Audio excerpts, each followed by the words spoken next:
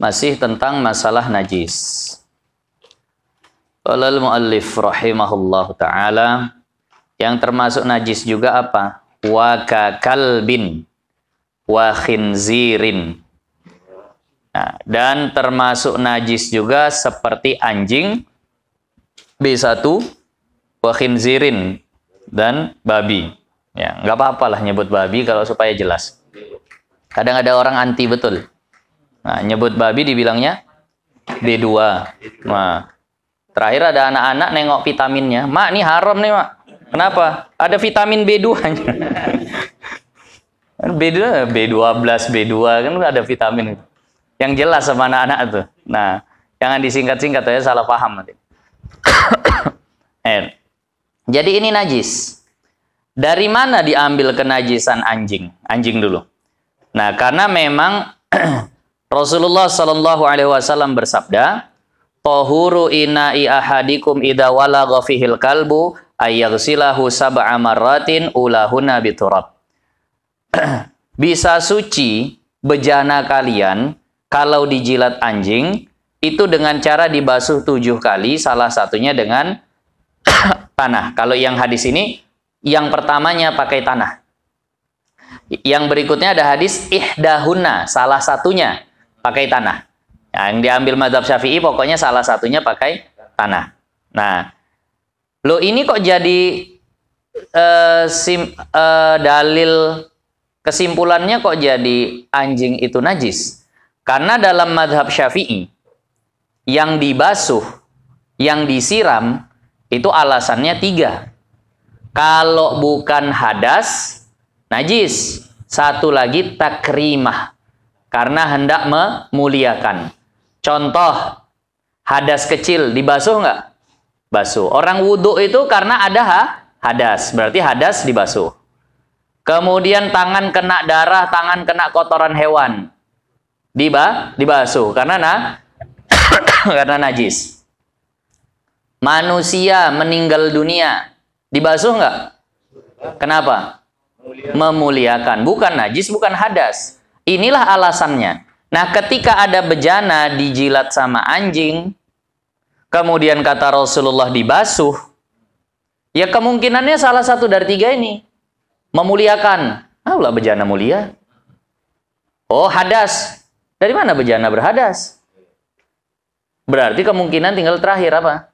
Najis. Nah, lalu ulama Syafi'iyah, Imam Syafi'i sendiri itu mengatakan, kalaulah mulutnya itu bernajis, sementara mulut ini adalah bagian paling bagusnya, min atyabi ajzaihi fabaqiyatuha aula, maka selain dari mulut itu lebih layak dihukumi najis.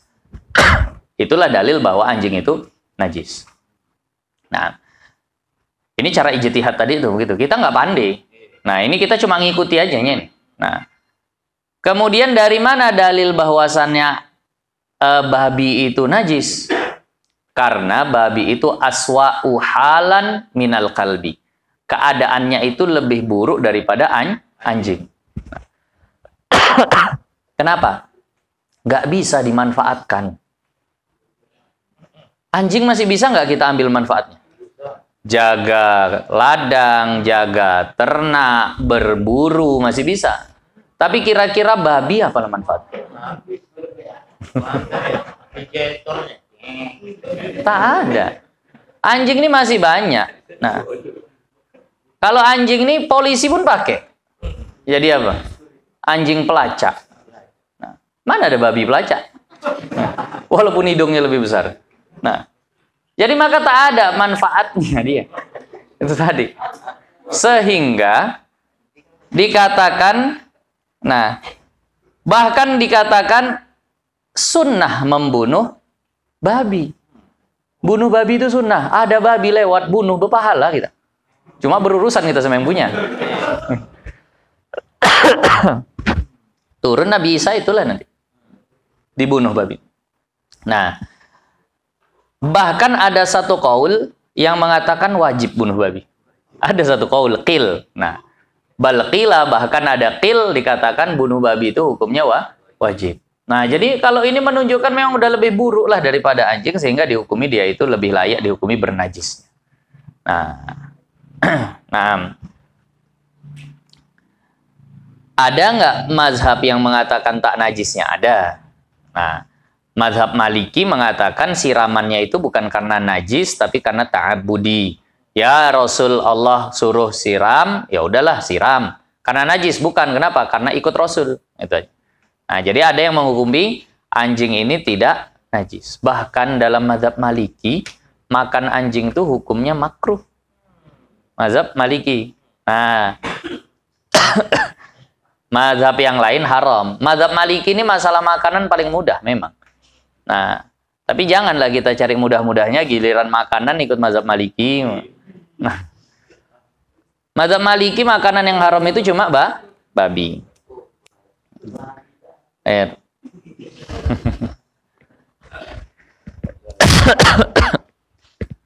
Kemudian wa far'i kullin minhuma ma'al akhar, dan keturunan masing-masing beserta yang lain. Artinya kalau seandainya ada anjing kawin silang sama babi, itu juga najis. Au ma'a ghairihi, atau beserta yang lainnya. Atau beserta yang lainnya.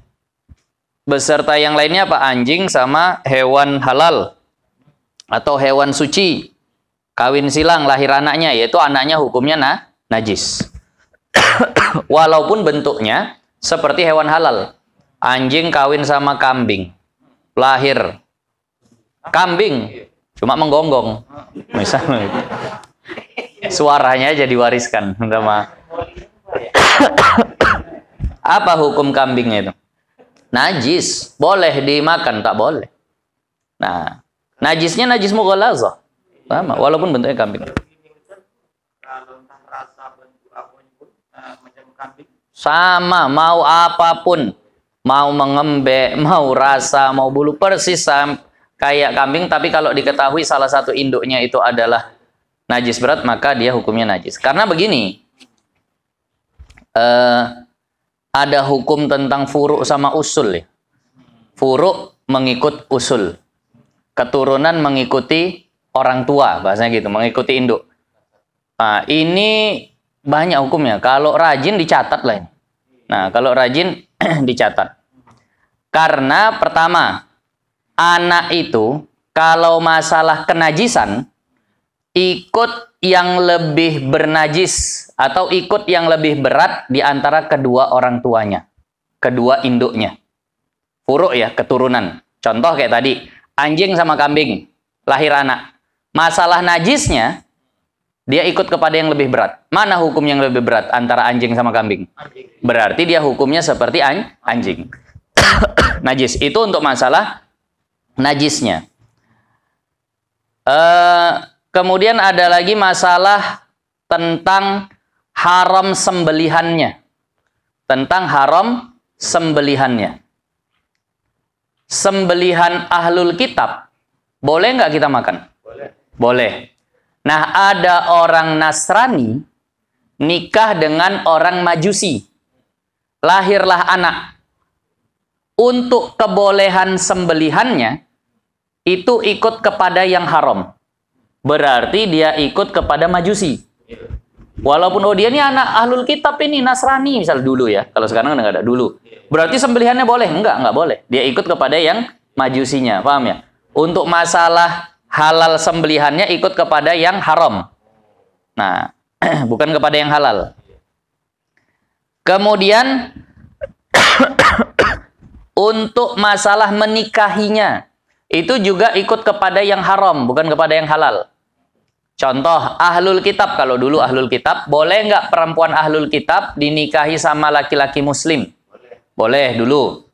Sama kasus kayak tadi, ada ahlul kitab, Nasrani atau Yahudi nikah sama Majusi. Lahirlah anak. Ini anaknya boleh nggak dinikahi sama orang Islam? Loh, tapi salah satunya ahlul kitab. Iya, tapi satunya Majusi. Nggak boleh dinikahi. Ikut kepada yang haram untuk masalah dinikahinya. Kemudian tentang masalah memakannya. Misal, ada kambing kawin sama apalah yang haram dimakan, misalnya harimau. Oh, bisa dimakan bukan dikawini. Apalah contohnya? Kucing. Udahlah misal sajalah.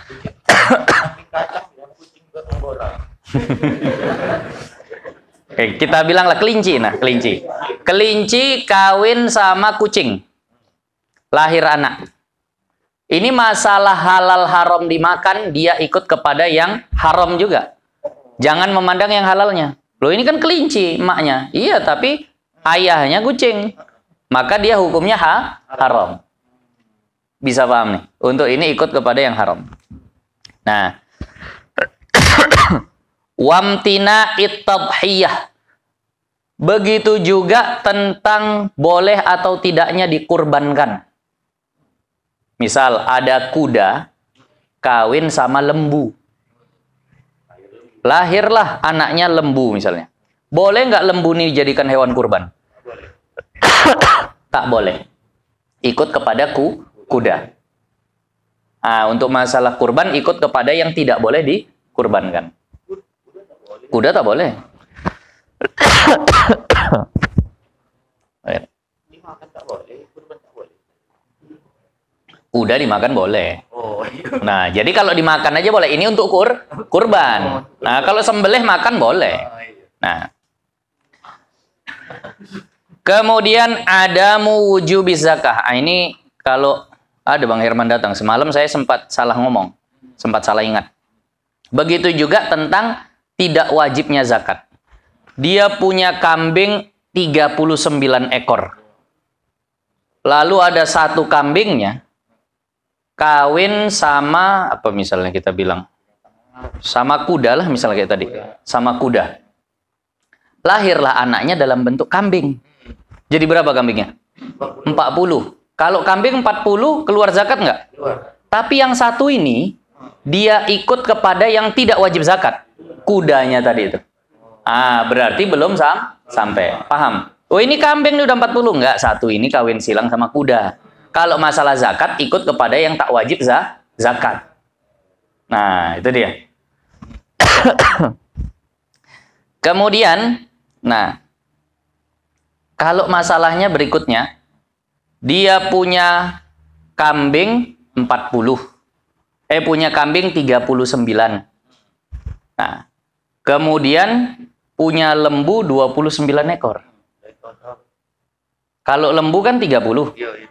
Kalau kambing 40. Nikahlah kambing ini sama lembu. Nah, nikah kambing ini sama lembu. Nah, handphone di silent. Nah, kadang begitu aja bikin buyar. Nah, itu tadi. Jadi kalau seandainya nih kambing satu lagi, kemudian lembu misalnya adalah dia juga punya. Kemudian kawin pula kambing nih sama lembu. Lahirlah anak. Ini ikut ke nisab kambing 40 atau ikut nisab ke lembu 30. Ini aku zakat mana ini jadinya? Kan gitu. Karena di sini 39, sini 29. Kira-kira ikut kemana nih? Lahir lembu. Hah? Kambing, ya terserah. Pokoknya anaknya mau lembu, mau ini. Maka dia ikut kepada yang lebih ringan. Berarti ikut kambing. Jadi dia melengkapi ke kambing, bukan melengkapi ke lembu. Nah, ikut keringan. Nah, sampai mana tahu ada begitu? Apalagi unta. Kalau unta baru punya 4 ekor. Sini lembu 29 ekor. Kawin unta sama lembu, lahir anak. Wah, ini mana nih? Ke unta atau ke lembu? Kemana jawaban? Ke lembu karena ini lebih mudah. Nah, bukan ke unta. Unta 5 ekor udah keluar zakat. Nah, lembu nunggu 30 ekor. Nah. Kemudian untuk masalah agama itu mengikut kepada yang asyraf, kepada yang lebih mulia. Misal Nasrani, Majusi, lahir anak. Anaknya hukumnya apa? Nasrani sama Majusi mana yang lebih mulia? Ahlul kitab sama penyembah api. Berarti ikut Nasrani. Islam sama ahlul kitab, lahir anak, anaknya otomatis Islam. Dalilnya al-Islamu ya'lu wa la yu'la alaih. Islam itu tinggi, tak ada yang bisa lebih tinggi dari dia. Nah, walaupun emaknya misalnya ahlul kitab, nikah kan sah tuh nikahnya. Anaknya otomatis hukumnya muslim. Meninggal perlakukan sebagaimana orang Islam. Nah, itu tadi. Kemudian ini kalau nikah ya. Kalau nikah misal kalau seandainya sekarang ada orang Islam nikah dengan orang kafir. Orang kafir sekarang ahlul kitab bukan? Bukan. Kalau nikah hukumnya sah nggak nikahnya? Kemudian lahir anak.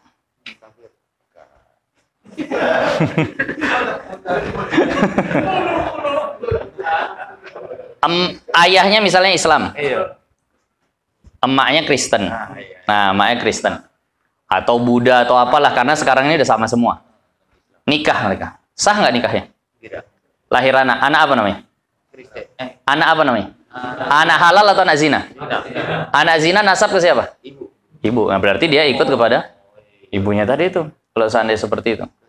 Nah, karena dia bukan hasil pernikahan. Ini bukan ayahnya ini. Paham maksudnya ya? Bukan ayahnya. Nah. Nah. Ini kalau yang nikahnya sah. Kemudian tentang masalah diat itu juga ikut kepada yang lebih tinggi. Kan beda. Denda kalau ada orang Islam dibunuh dengan orang kafir dibunuh. Jadi kalau kayak tadi ahlul kitab nikah sama muslim, lahir anak, anaknya dibunuh, pakai diatnya orang apa nih? Orang Islam. Kemudian panjang ini tentang masalah furu' dan usul. Tentang hewan buruan untuk orang haji. Itu ikut kepada siapa? Nah, itu ikut kepada yang lebih berat.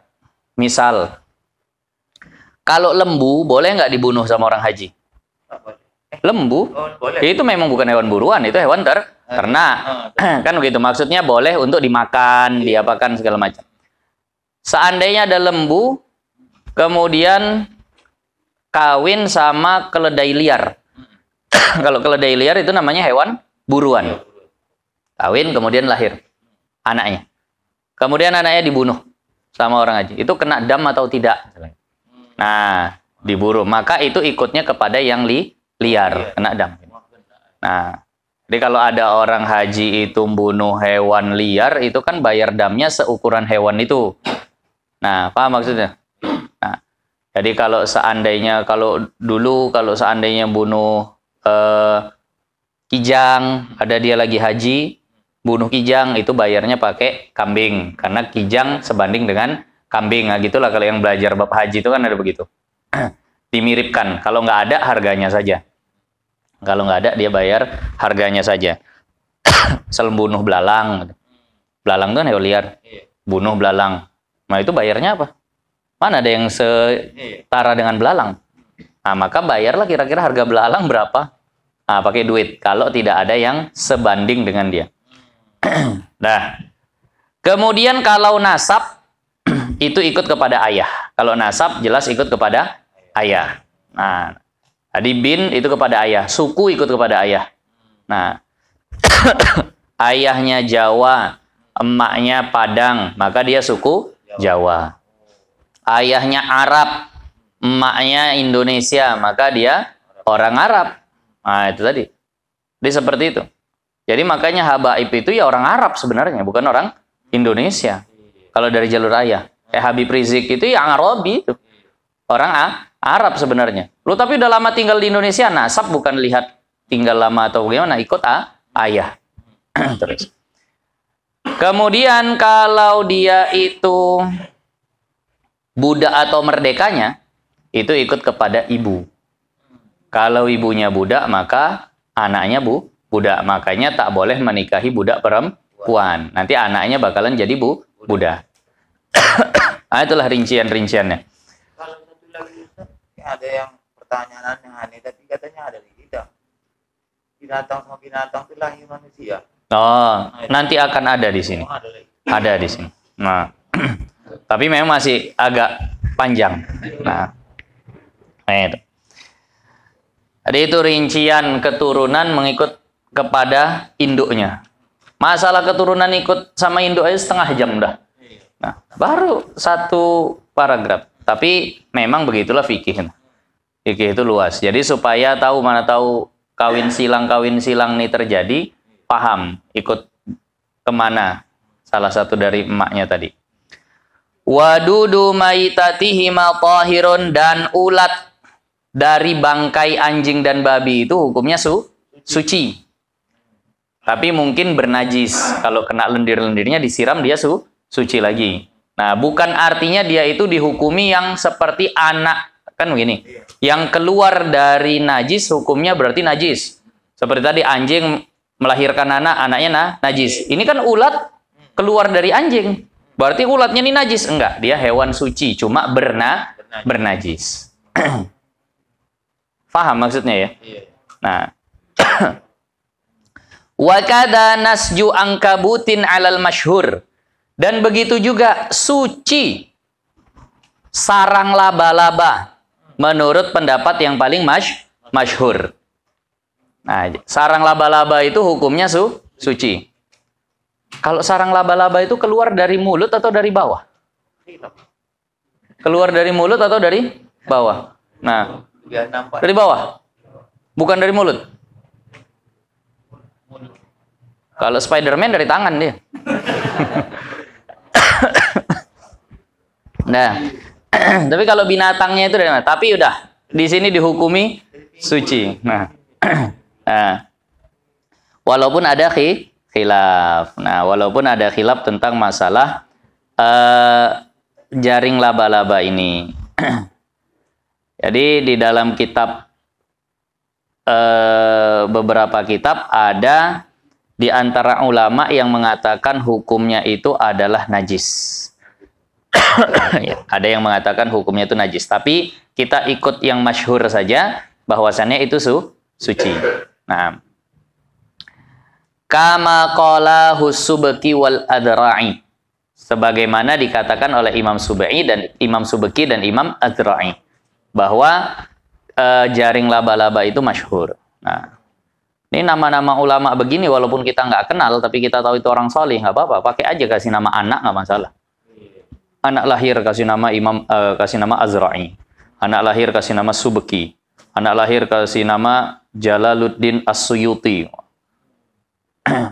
Karena dalam yang lalu kita baca dalam kitab Matla'ul Badrin ya, ketika ada orang mau bawa ke neraka itu kan Allah sempat bertanya, coba cek namanya, ada nggak sama dengan nama orang alim. Nah, tadi kasih aja nama-nama yang seperti itu. Ternyata bisa menyelamatkan. Wajazama sahibul iddah wal hawi binajasatihi. Tapi ada yang mengatakan penulis kitab Al-Iddah dan Al-Hawi, Al-Hawi lil Fatawi itu Imam Jalaluddin As-Suyuti, ataupun mungkin Al-Hawi Al-Kabir, tapi insya Allah maksudnya Al-Hawi Al-Kabir itu Imam Mawardi. Kalau Iddah saya lupa, penulis kitab Al-Iddah. Kalau Al-Hawi Al-Kabir itu Imam Mawardi, itu menghukumi binajasatihi, yakni najis, tentang hukum sarang laba-laba tadi itu. Berkaitan dengan sarang laba-laba, di dalam kitab Ta'limul Muta'alim, di antara yang membuat rezeki itu jadi seret, yang membuat rezeki itu jadi payah, nggak lancar, adalah membiarkan sarang laba-laba ada di dalam rumah. Ah, ibu-ibu lah. Nah, ini ujung-ujung tuh. Wah, itu contoh tuh. Maka tak banyak kas masjid nih mungkin. Gara-gara tuh. Hah? Kalau yang nggak kelihatan ya nggak masalah. Ini yang nampak-nampak di ujung misalnya. Ah. Jadi dalam kitab Ta'limul Muta'alim, bukan saya yang bilang. Ah, di situ dikatakan Imam Zarnuji bilang bahwasannya di antara yang membuat rezeki itu seret adalah ketika membiarkan sarang laba-laba ada di rumah. Ibu-ibu lah, nah, perhatikan. Nah, kenapa lah tak naik gaji? Iya. Nah, kalau yang satu itu memang iya. Kalau yang di rumah tak ada faidah. Kalau yang di gua dia menyelamatkan Rasul. Di situ apa faidahnya? Nah, Jadi di situ dianjurkan dibersihkan. Berarti dibunuh boleh saja. Diambil saja, nanti dia pindah sendiri. Nah, kalau memang mengganggu boleh dibunuh. Hewan-hewan kecil kalau mengganggu boleh dibunuh. Kadang awak di Jawa. Nah, jadi maka dibersihkanlah ujung-ujung rumah tadi itu dari sarang laba-laba ya Bu ya. Nah, tengok kenapa lah suami ini tak naik-naik gajinya. Kenapa lah suami tak berkembang-kembang bisnisnya. Nah, rupanya di rumah banyak ujung tuh kalau bahasa kami sawang. Nah, sarang laba-laba sini sawang juga. Nah, sawang, sarang laba-laba. Iya, orang dulu begitu. Nah, kasih minyak, kasih situ. Ya Allah. Entah dari mana sanatnya tak tahu. Kemudian wa ma yakhruju min nahwi hayatin fi hayatiha kal irqi. Dan apa-apa yang keluar dari semisal ular, ini tentang kerak kulitnya, ganti kulitnya. Nah, dari ular ketika dia hidup itu hukumnya seperti keringat. Ular itu kan kadang ganti kulit. Nah, kadang kita tahu-tahu ngelihat ada bekas kulit ular saja gitu. Wah, ini berarti ada ularnya nih. Nah, itu kulit ular yang ditinggalkan itu hukumnya suci atau najis? Maka di sini dikatakan hukumnya sama kayak keringat. Keringat suci nggak? Suci, berarti itu suci. Ini satu qaul.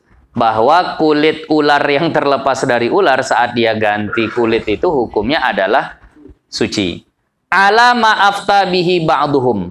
Atas apa yang difatwakan sebagian ulama madhab Syafi'i.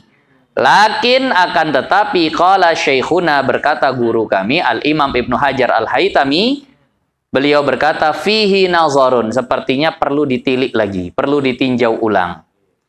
Bal al-aqrab annahu najisun. Kata Imam Ibnu Hajar Al-Haytami, kulit ular yang sudah dia buang itu, yang sudah dia lepaskan, itu adalah najis. Kenapa?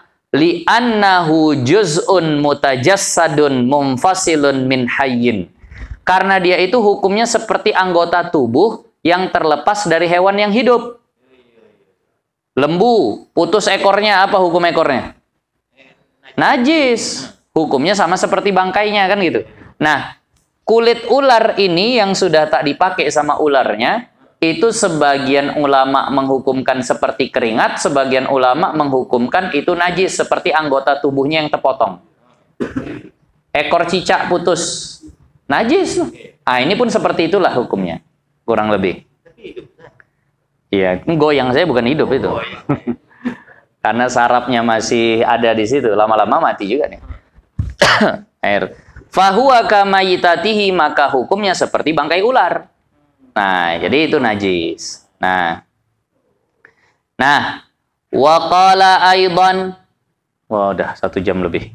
Sikit lagi lah.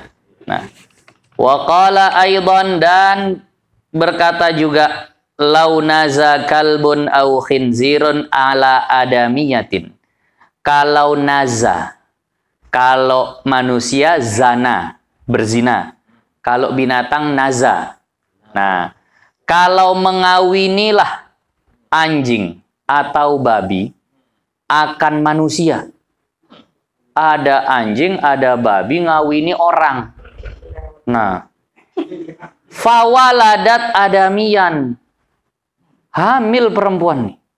Ataupun kebalikannya lah. Ada orang ngawini anjing atau babi. Lahir anak pula dari situ. Bentuknya orang pula. Nah, bentuknya orang. Kanal waladu najisan. Maka anaknya itu hukumnya najis. Ini menurut Imam Ibnu Hajar. Menurut Imam Romli, suci. Kalau menurut Imam Romli, hukumnya dia suci. Nah, kalau menurut Imam Ibnu Hajar, najis. Lahir anak, bentuknya orang. Tapi menggonggong. Misal begitu. Tapi misalnya seandainya dia normal seperti manusia biasa. Ya akalnya ada, kecerdasannya ada, faham, tapi induknya. Nah itu tadi salah satunya anjing atau babi. Nah itu tadi. Berarti mukallaf. Nah, wa ma'adalika huwa mukallafun. Dan walaupun dia seperti itu, dia itu hukumnya mukallaf, wajib sholat, wajib menjalankan syariat Islam. Bis sholati wa ghairiha. Dia dibebani untuk melaksanakan sholat dan lainnya. Nah, itu tadi. Jadi nggak bisa kita katakan dia, udahlah, oh ini kan tak normal, jadi udah kok tak dibebani syariat. Enggak, dia mukallaf. Nah, wajib dia. Tapi kan dia najis. Cemana dia nak sholat? Bernajis saja tak sah, ini najis pula nak sholat. Nah, wa zahirun, dan yang nyata annahu yu'fa, bahwa dia najis tapi dimaafkan. Najis dimaafu. Amma yutarru ila mulamasatihi, dengan yang memang mau tak mau atau darurah kita untuk menyentuhnya. Besusun kita sama dia. Bersentuh. Nah, cemana itu hukumnya? Tak masalah. Darurah. Makanya enak sebenarnya ikut fatwa Imam Romli. Dia itu suci. Nah, tapi lanjutannya wa annahu tajuzu imamatuhu. Boleh dia jadi imam. Jadi imam, sah dia jadi imam. Nah, keturunan hewan najis seperti itu boleh jadi imam. Idla i'adata alaihi, karena dia nggak wajib ngulang salatnya. Jadi boleh jadi imam. Wadukhuluhul masjid, dan boleh dia masuk masjid. Haitsula rutubata, kalau badannya nggak basah. Kalau basah tak boleh. Habis wudu keringkan dulu lah baru masuk masjid. Udah, makanya ikut Imam Romli aja lah. Dia suci. Nah, itu tadi. Karena kalau terawih panas, berkeringat. Nah, itu tadi. Wa nahwiha, tapi tidak boleh dia itu dinikahi, nanti di syarahannya. Nggak boleh. Nggak boleh dinikahi. Tadi itu. Nah, ini yang ditanya Pak Isa tadi, itu ada di syarahannya, di dalam kitab I'anatut Talibin, Hasyiah. Kalau ada hewan halal sama halal, misalnya kambing kawin sama kambing, takdir Allah, kuasa Allah, lahir anaknya bentuk manusia, berakal pula. Nah, fa innahu tahirun ma'kulun, maka manusia ini hukumnya suci dan halal dimakan. Kenapa? Karena kalau masalah halal haramnya ikut kepada siapa tadi? Emaknya. Kalau salah satunya haram, ini dua-duanya halal. Kambing sama kambing. Cuma kuasa nggak Allah kalau lahir anaknya manusia? Kuasa. Tidak mustahil secara akal. Nah, bentuk manusia tapi dia suci dan halal dimakan.